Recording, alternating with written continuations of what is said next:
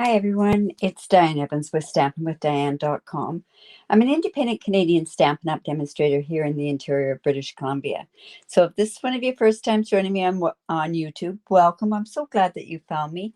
Also, another thing that you can actually do is you could press the button, and I think it's down this way over over here, and hit the bell, and you'll get notified immediately as soon as I upload a new video. So today what I want to do is I want to show you a really simple technique that I've done before, but I've done a variation to the technique.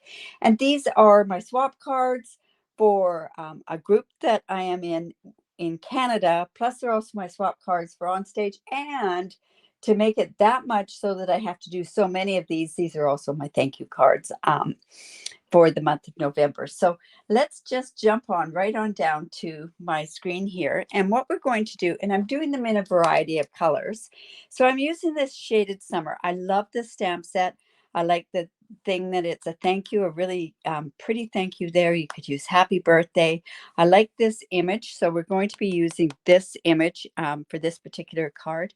And this card I'm actually making out of polished pink. I've gone ahead and I've done one in the Pale Papaya, and this is the card. And then I've also done one in the Fresh Freesia as well. And those ones are all packaged up, ready to be sent away.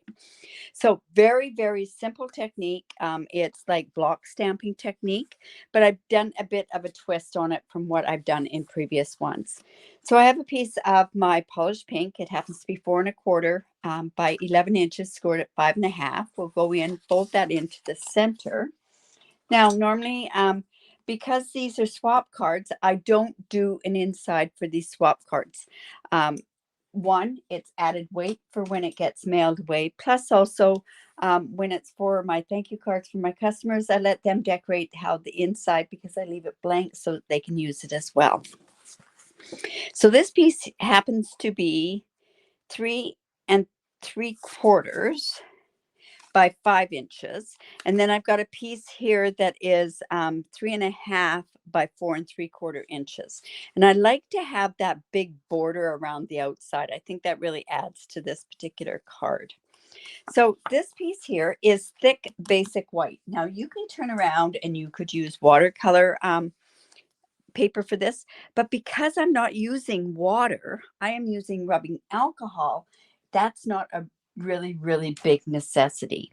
Another thing that you will be using is a D block. You can use any size block actually for this, but I'm using a D block, and I have got this good and cleaned. I actually use rubbing alcohol when I go to clean my cards, because I think that it really helps to basically you just need this to be very, very clean. So I have my polished pink. Another thing that's very, very important is that your ink is inked up very well.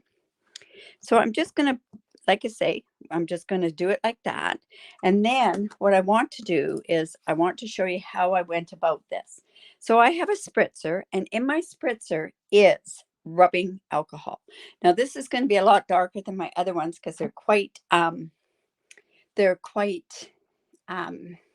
this one's quite vibrant. The other ones were quite light. Now I would usually do this more than, and I don't want to get it over anything, I would do it further than 12 inches away, but I've only got it 12 inches away there. Now that was rubbing alcohol, and I used the 99% one. And then because it's almost like a photopolymer stamp, basically I'm using my paper piercing mat. Now I'm going to go ahead. Now every single one of these are going to be different. If I went ahead and I had done this with water or done it without water, because you don't even have to do it with that, it just gives you a totally different look. Now, this is polished pink, so it tends to dry. It tends to lighten up. But I wanted to show you, and I don't know if I have it here. No, I don't. But you can get different looks by different product that you use on there. Now, in between every one of these, I would clean these. Now, it's really simple when it's a light color. And how bad is that? I just wipe it onto my pants. But this I would have to clean off every time. And then I'm using, like I said, I'm using this image and this thank you image. Now, because I'm doing mass production, I would definitely come in and I would use my Stamparatus. Now, I leave these in here because I do lots of different marking on it. I happen to know the way that these stamps are placed is it goes right, and I just mark it right up to that side there. I'm going to take my magnet and see, we'll double check that. And that's how that's going to go. Now you see, I've also got the thank you on here. So I'm going to be stamping both of them at the same time. And I'm also using Memento. Now I could go in and freehand this and not use the Stamparatus.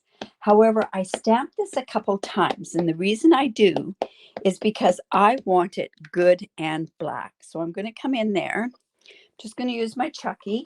And if you want to know what this Chucky is, I do have a video on there, and it's called The Most Amazing Tool, and it's called a Chucky, Chuckie. And I guess it was named after a stamper's husband that went and designed this thing for her. Now, mine shows you how to use all, except for the padding on the bottom, is all recyclable goods. So why not take some of your makeup jars and just basically use those jars as well. See how it's quite dark that way, but I'm going to go in and I'm going to do it one more time. And we'll just get that good and dark. Like I say, it's a really simple card. All right, so we have that like that. So doing the mass production, I would do all of this stamping, the block stamping. Then I would do all of this stamping. And then I'm also coming in with my Wink of Stella, and I'm going to go and just put it onto the petal part here. I really like how the alcohol is so different than the water. It really is quite a bit different. All right, so now we can go ahead and start putting this card together. So I'm just going to glue this onto the black.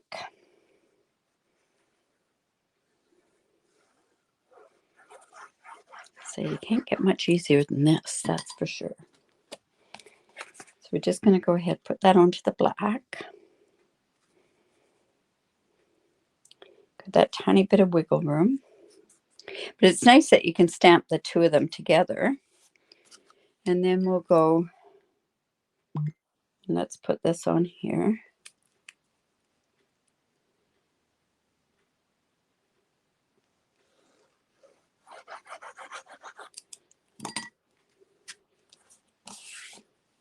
And let's just put this right on there. Just like that. Okay. And then, now what we're going to do is we'll just quickly finish this card off.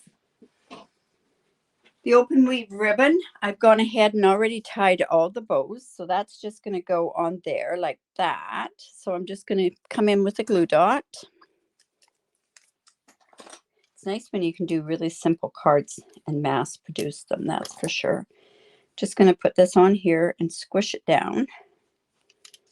Just going to put that right on there. And I guess what we could do is go ahead and trim this a bit. I'm just going to go and trim this. And then, of course, we need to have some embellishments on there as well. So I'm going to use the iridescent rhinestones. Now, I use the iridescent rhinestones for all of them. And how amazing, because these rhinestones pick up the color of what you've got on the background. So see, they pick up the pink, and I'll show you the pale papaya one in just a second. So I'm just going to go ahead and put one up here, one here, one right here, and one down here. Whoops, let's just turn that one over. And one right there. And that's our card. That's how simple our card is. It, like I say, just the 3 layers, this gives another layer. And then, of course, the Wink of Stella really adds to it. And there's the one in Pale Papaya. So, like I say, those are this November's thank you cards, the November swaps, and they're also the on-stage swaps. So I hope you enjoyed that. And don't forget, give me the thumbs up, share my video. I really do appreciate that. And if you do live in Canada, I would love to be your demonstrator. I have a very generous reward program that I have. Plus, you'll also get tutorials from me for your purchases. Anyways, you guys have a great day. Bye for now.